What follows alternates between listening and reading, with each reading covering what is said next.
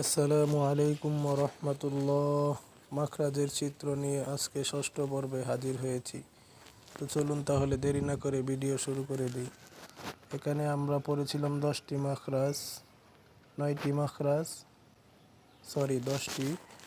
এখন আমরা ষষ্ঠ পর্বে বাকি মাখরাজগুলো পড়ে নিব ইনশাআল্লাহ। এখানে প্রথমে আছে আপনার যা। জিহ্বার আগা, সামনের নিচের দুই দাঁতের পেট ও আগার সঙ্গে লাগাইয়া যা উচ্চারিত হয়। বাংলা কথার সাথে আপনারা এই যে এখানে চিত্রের মধ্যে মিলিয়ে দেখেন, চিত্রের মধ্যে যেভাবে উচ্চারণ করছে আপনারা ঠিক সেইভাবে উচ্চারণ করেন, তাহলে আপনার যার উচ্চারণ ঠিক হয়ে যাবে। যার সহি শুদ্ধ উচ্চারণ হচ্ছে যা, যা, যা, এরকম একটু শব্দ হবে। তারপরে হচ্ছে আপনার সিন। জিহ্বার আগা, সামনে নিচের দুই দাঁতের পেট ও আগার সঙ্গে লাগাইয়া একটি হরফ উচ্চারিত হয়, যেমন সিন। চড়ুই পাখির শব্দের মতো একটু শব্দ হবে। আর উচ্চারণটা দেখেন, এই বাংলা কথার সাথে মিলিয়ে উচ্চারণটা কোন জায়গায় গেছে ওইখান থেকে আপনার উচ্চারণ করতে হবে, সিন। তারপর আপনার আছে জিহ্বা শিন। জিহ্বার মধ্যখান তার বরাবর উপরের তালুর সঙ্গে লাগাইয়া একটি হরফ উচ্চারিত হয়, যেমন শিন, শিন, এরকম একটি শাসা শব্দ হবে।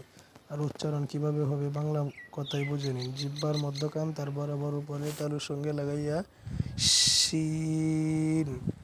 তারপরে আছে আপনার সদ।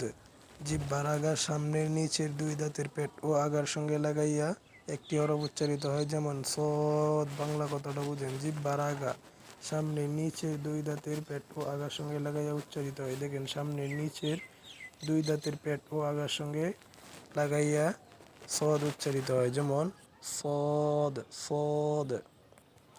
পরে আপনার বদ। জিহ্বার গোড়ার কিনারা উপরের মাড়ির দাঁতের গোড়ার সঙ্গে লাগাইয়া বদ উচ্চারিত হয়। জিহ্বার গোড়ার কিনারা উপরের মাড়ির দাঁতের গোড়ার সঙ্গে লাগাইয়া বদ উচ্চারিত হয়, বদ। এখানে দেখতে পাচ্ছেন আপনারা বদ কিভাবে উচ্চারণ হচ্ছে, চিত্রের মাধ্যমে বুঝে নেবেন এবং আমি কিভাবে উচ্চারণ করছি তাও খেয়াল করবেন, বদ। তারপরে হচ্ছে আপনার কণ্ঠনালীর মধ্যখান হইতে হলকের মধ্যখান। হলক শব্দের অর্থ হচ্ছে কণ্ঠনালী। কণ্ঠনালীর মধ্যখান হইতে একটি হরফ উচ্চারিত হয়, হ্যাঁ, হ্যাঁ।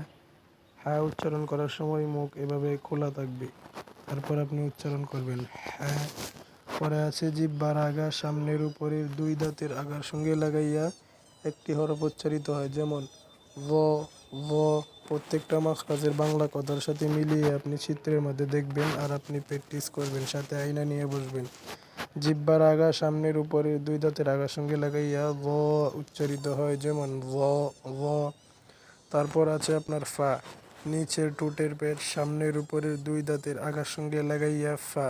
দেখেন, এখানে বাংলা কথার সাথে মিলিয়ে আপনি চিত্রটা খেয়াল করুন, তাহলেই আপনি পেয়ে যাবেন। নিচের ঠোঁটের পেট সামনের উপরের দুই দাঁতের আগার সঙ্গে লাগাইয়া ফা উচ্চারিত হয়, যেমন ফা।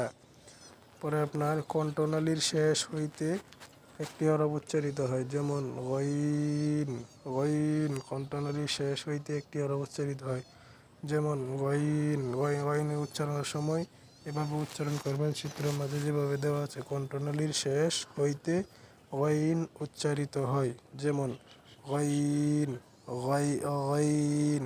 চিত্রের মধ্যে যেভাবে আছে আপনারা ঠিক সেইভাবে উচ্চারণ করার চেষ্টা করবেন। তো ধন্যবাদ সবাইকে, আজকে এই পর্যন্তই। আসসালামু আলাইকুম রহমতুল্লাহ।